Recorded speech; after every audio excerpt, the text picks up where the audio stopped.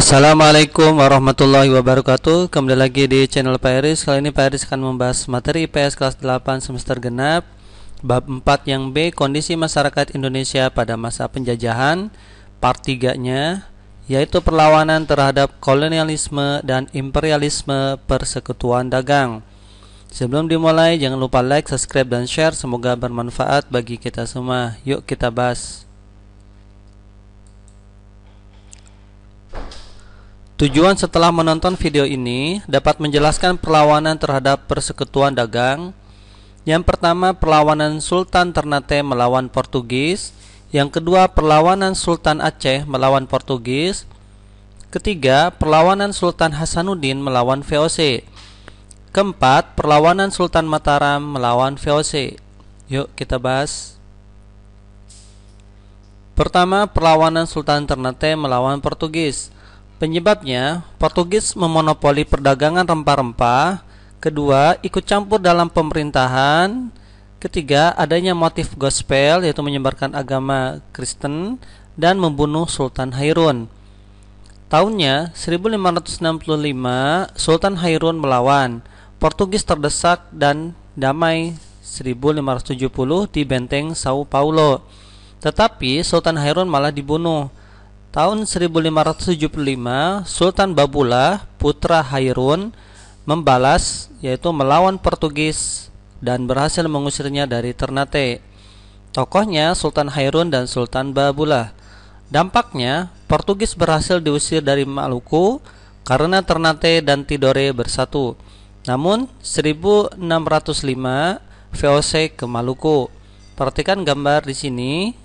28 Februari 1570 ada monumen bagaimana Sultan Hairun ditikam dari belakang. Ini adalah siasat dari Portugis yang meminta perdamaian, malah dibunuh. Kemudian ini adalah gambar Sultan Babullah, putra Sultan Hairun dari Ternate. Kemudian ini adalah peta ya di Maluku. Yang hijau yaitu kerajaan Ternate, sedangkan yang merah kerajaan Tidore. Nah, ini adalah benteng Sao Paulo di mana Sultan Hairun dibunuh oleh Portugis dari belakang. Berikutnya, kedua, perlawanan Sultan Aceh melawan Portugis. Penyebabnya, Portugis ingin menghancurkan Aceh karena dianggap pesaing di Selat Malaka. Tahun 1629, pada masa Sultan Iskandar Muda mencoba menaklukkan Portugis tapi belum menang. Tokohnya Sultan Iskandar Muda. Dampaknya, Portugis tetap menguasai jalur Selat Malaka dan Aceh tetap jadi kesultanan yang merdeka. Ini adalah gambar Sultan Iskandar Muda. Kemudian adalah peta Selat Malaka atau Selat Internasional ya yang dikuasai Portugis. Kemudian ini adalah contoh ilustrasi bagaimana perperangan antara kerajaan Aceh melawan Portugis. Berikutnya, yang ketiga, perlawanan Sultan Hasanuddin melawan VOC. Penyebabnya, VOC menganggap pelabuhan Makassar adalah ilegal. Monopoli perdagangan dan adu domba Raja Gotalo Makassar, yaitu Sultan Hasanuddin dengan Raja Bone Arung Palaka.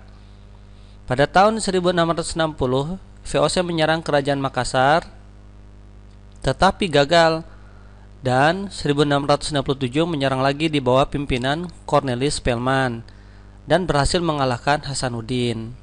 Tokohnya Sultan Hasanuddin.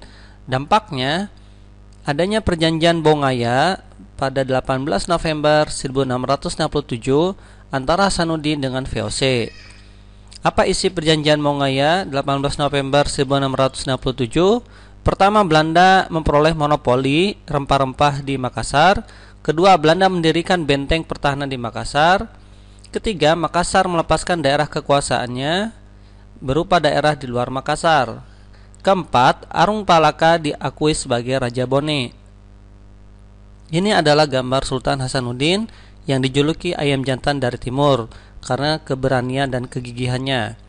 Ini adalah gambar peta Selat Malaka, bagaimana selat yang strategis antara Kalimantan dengan daerah Sulawesi. Keempat, perlawanan Sultan Mataram melawan VOC. Penyebabnya, VOC merintangi perdagangan di daerah Malaka. Kedua, monopoli perdagangan oleh VOC dan menolak kedaulatan Kerajaan Mataram.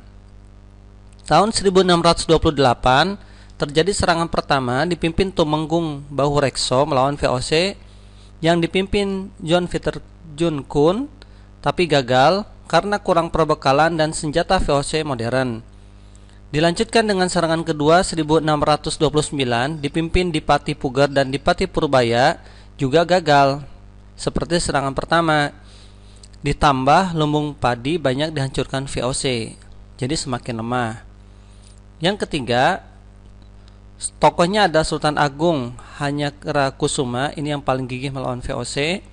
Dampaknya adanya perjanjian Gayanti 1755 bahwa Mataram dibagi jadi dua, yaitu Kesultanan Surakarta dan Yogyakarta, jadi semakin lemah. Kemudian ada perjanjian Salatiga, ini berarti 2 tahun kemudian 1757 menyelesaikan konflik perebutan kekuasaan kerajaan bahwa Raden Mas Said atau Pangeran Sambernyawa menjadi raja di Jawa. Ini adalah gambar Sultan Agung Hanyakara Kusuma. Kemudian ini adalah peta yang berwarna hijau, ya, itu daerah Yogyakarta. Yang warna pink daerah Surakarta, yang abu-abu adalah Surakarta dan Yogyakarta. Sisanya yang orange muda adalah kekuasaan VOC. Jadi kita banyak diadu domba ya oleh VOC dan juga banyak siasat yang kita ditipu ya. Oke, berikutnya. Terima kasih perhatiannya, semoga bermanfaat. Jangan lupa like, subscribe dan share. Wassalamualaikum warahmatullahi wabarakatuh.